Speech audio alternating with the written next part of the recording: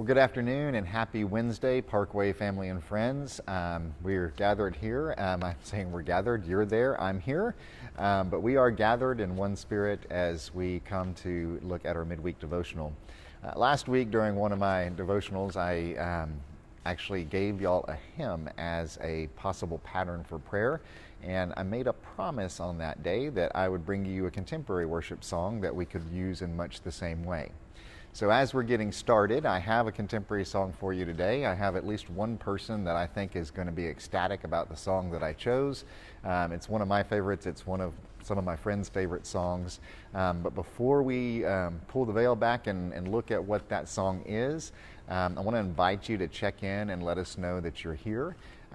You can do so by just making a comment. You can give us a thumbs up, or you can give us a wave and let us know that you are stopping by, whether that's right now and you're with us live, or you're going to stop by later on this evening or at some point later this week. Hey, Debbie, I've got some staff and some friends from all the way from here up to the northern part of Northwest Houston and Tomball area. So greetings, folks. Glad that y'all are here with us. So today, I'll remind you that it's an opportunity for us to look at our music as a form of our devotion.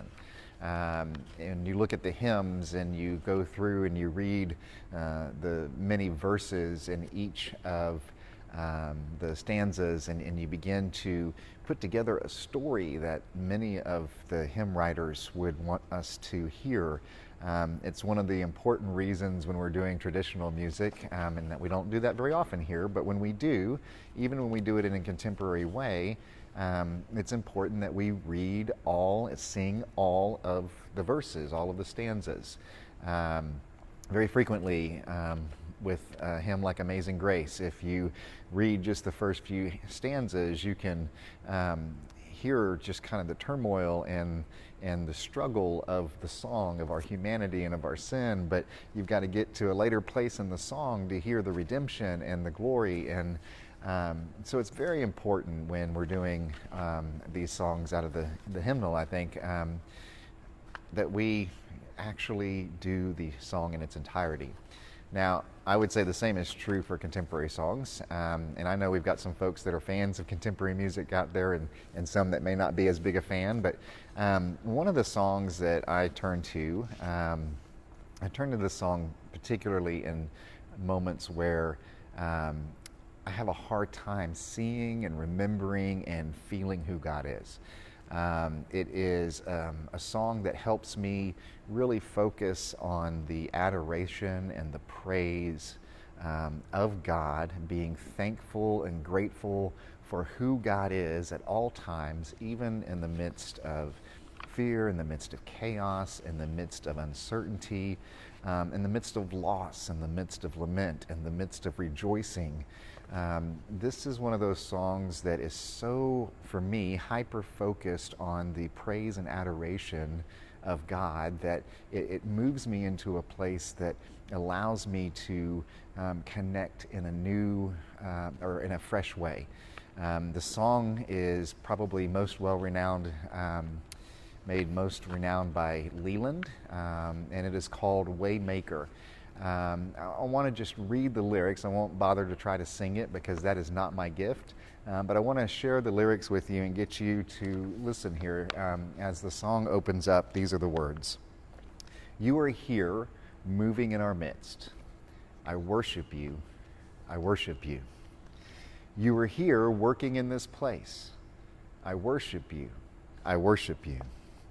You are here, moving in our midst. I worship you. I worship you. You are here working in this place. I worship you. I worship you. It's this acknowledgement in the opening lines of the song that allows us to speak into the fact that God is present and active, that as we are gathered in spirit and truth, as we are coming to commune with Holy God, that we are in God's presence, and that God is busy at work and moving in those places where we gather. The song goes on to say that you are Waymaker, Miracle Worker, Promise Keeper, Light in the darkness. My God, that is who you are. Hear those words again. Waymaker, miracle worker, promise keeper, light in the darkness. My God, that is who you are.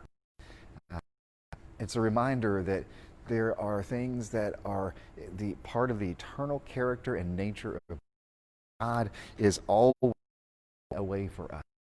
Whether it was in the ancient history of God sending prophets to restore Israel, or it was in the way that God sends Christ to redeem the world, or if it is in the way that God is clearing a path for us to move forward in mission and ministry, that God is the waymaker, that it is not something that's done in our own power, it is done in the glory and the power of God working in us and through us.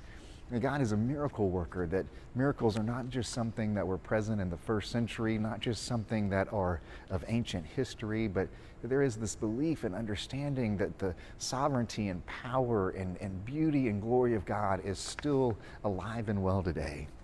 That God is a promise keeper, that the God who covenanted with us to be in relationship with us, who drew us into the created order and just was present with us from the very beginning, that God is faithful and keeps his promises in all that God does.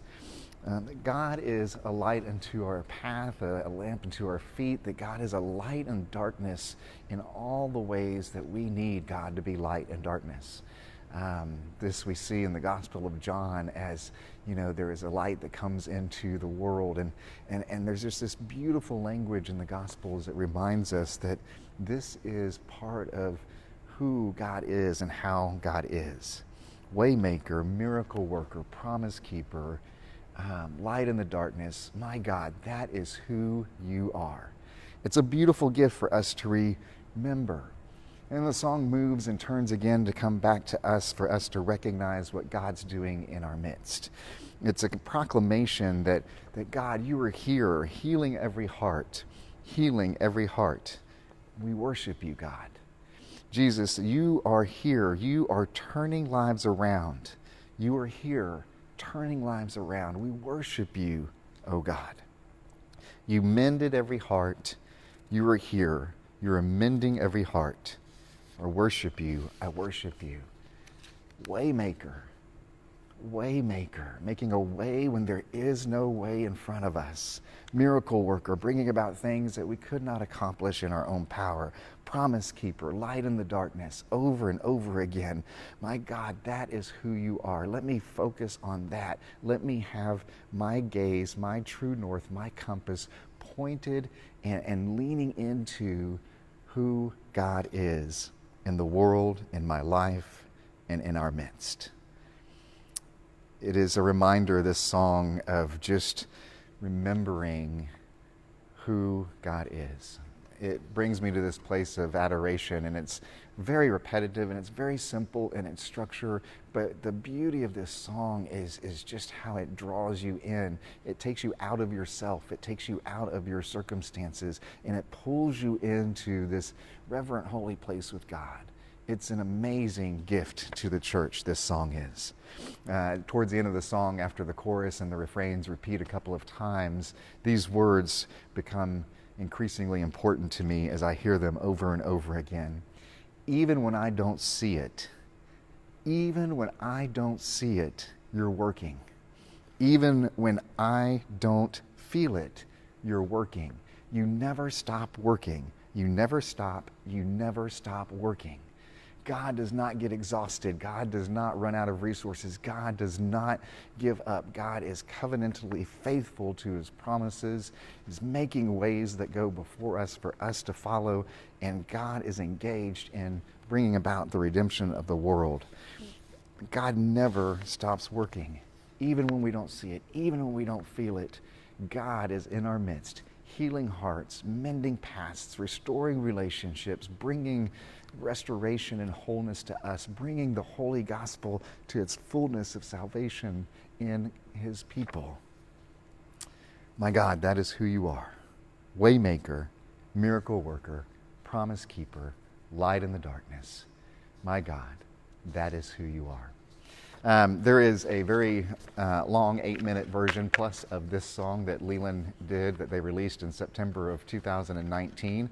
It's available on YouTube. I would strongly encourage you, if you just need a place to reset today, go set up your device, whether it's your phone or your computer, get somewhere quiet, just turn off all other distractions and just turn on that song and begin to sing these simple lyrics along with your device, and just let the Spirit of God wash over you and be with you in a way that will bless you, will enrich you, and will charge you for the journey that is ahead.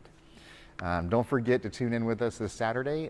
It's actually going to be Jody with y'all at Saturday at noon, and so we'll be looking forward to the word that Jody brings for devotion. And other than that, we'll just pray that you have a great week, and we'll see y'all soon. God bless.